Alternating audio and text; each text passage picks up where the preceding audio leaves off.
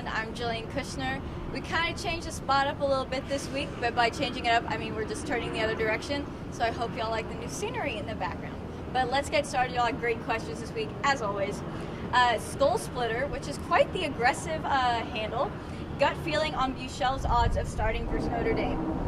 You're asking me basically if I have faith in Charlie Strong's decision making, and I'm unsure about that. That's what my gut's saying is, I don't know. If Charlie chooses to make the right decision, Shane Buechele will be starting for the Notre Dame game. Texas also has a history lately of not making the best decisions. Our decision making has kind of been low. So I don't know if I can say for sure that yes, Shane Buechele is going to start, and that's what my gut feeling is. I do think if he's not starting, then it'll either be Gerard Hurd or Tyrone Stoops, whichever one is quote-unquote starting. They'll be splitting reps with Buechele. I don't think this is like we're not going to see him against Notre Dame. I think we are, and if it goes the way I think it's going to go with the other quarterbacks, he'll be the starter by the end of the game, for sure. Nanny125 asks, There was an earlier thread reporting In-N-Out Burger opening on campus. What are your thoughts on this and possible Pac-12 implications? First of all, In-N-Out sucks. I'm going to say that. Californians love it for some reason. It's their Whataburger. And my videographer, Jordan Larkins, is actually from California making a face at me because he loves In-N-Out. I don't know what the disconnect is, but us Texans, we don't really care for it. It's nothing special in my eyes.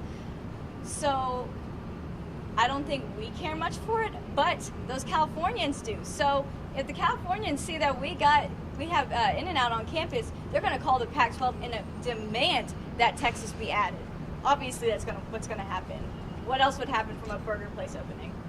LeBeau asks, what do you think of the ladies' basketball recruiting so far? What about the point guard that just signed?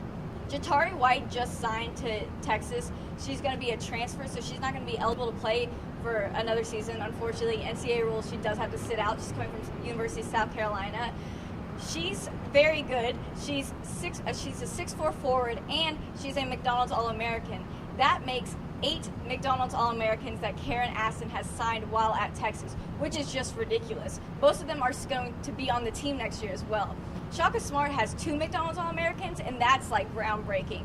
8, that's ridiculous that she's signed. And I think about 6 or 7 are on the team currently. It also released last month that Texas will play UConn in the Jimmy V Classic in December, and we all have talked about UConn and how that went with Texas in the tournament, so that's a little unfortunate. Alexia Sutton is also committed to Texas. She's a 5'8" point guard, also a McDonald's All-American, one of the many I just talked about, the 8. She's ranked second best point guard in the country, and she's 6th overall in all types of players, not just point guard.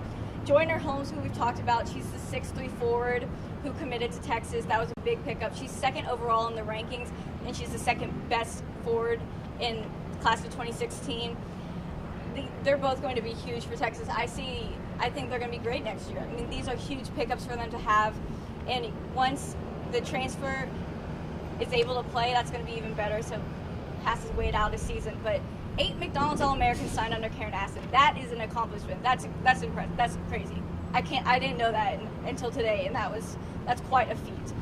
Slimmy BKT asked, who would win between the Showtime Lakers and the 2015-2016 Warriors in a 7-game series? Showtime Lakers, obviously, no debate. I was actually watching First Take this morning, and they were talking about this, and I think Stephen A. brought up a great point that I agree with.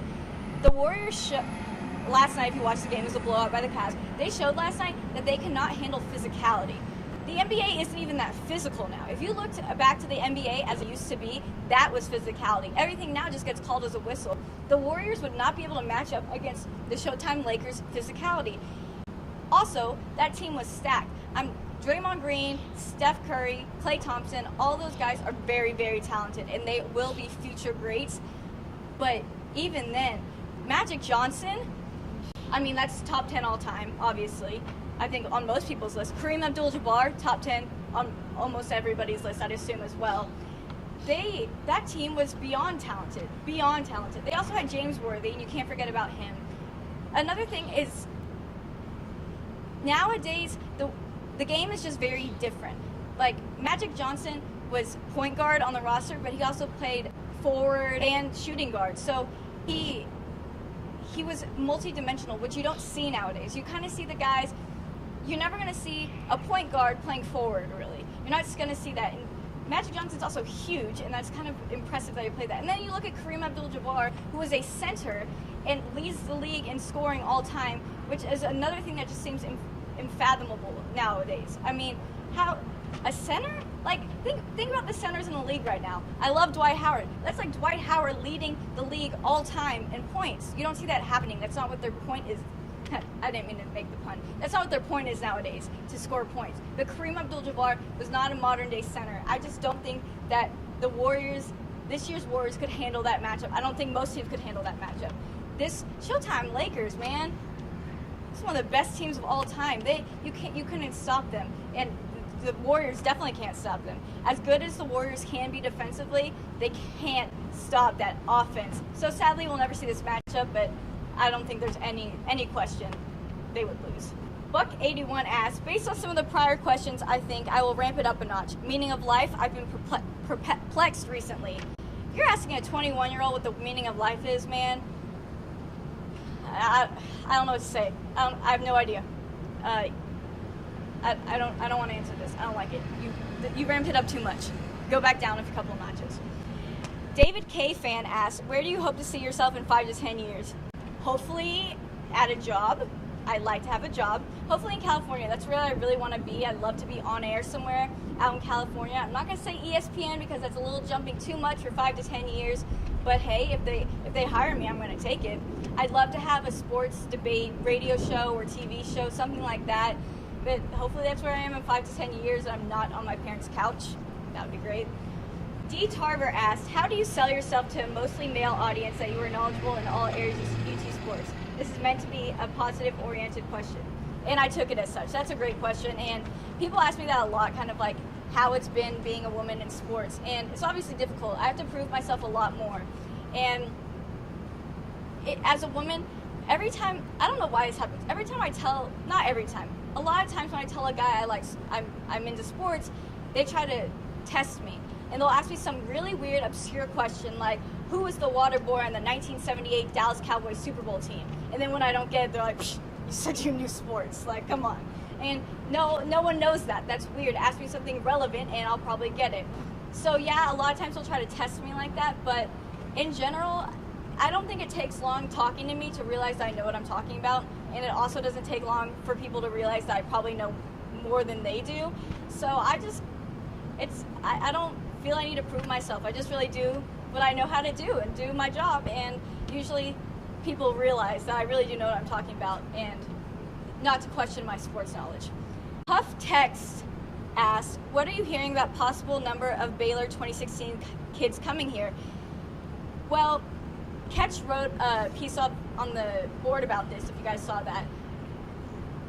This whole situation is messy, and I'm kind of, part of me is happy that a lot of these 2016 commits are changing their mind, but I don't know if they're doing it because they know that Baylor's going to get sanctioned or they're against what Baylor did. I don't know. If they're doing it for a moral reason, then y'all rock. Good for you. But if they're not, then I take that back. I think there's a couple who might want to transfer to UT, but it's also whether UT wants these guys.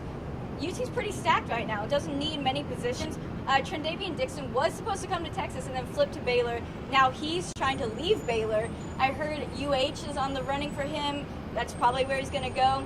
I don't know if UT's trying to work that. I don't know. He chose not to come here. I wouldn't want to pick him up either.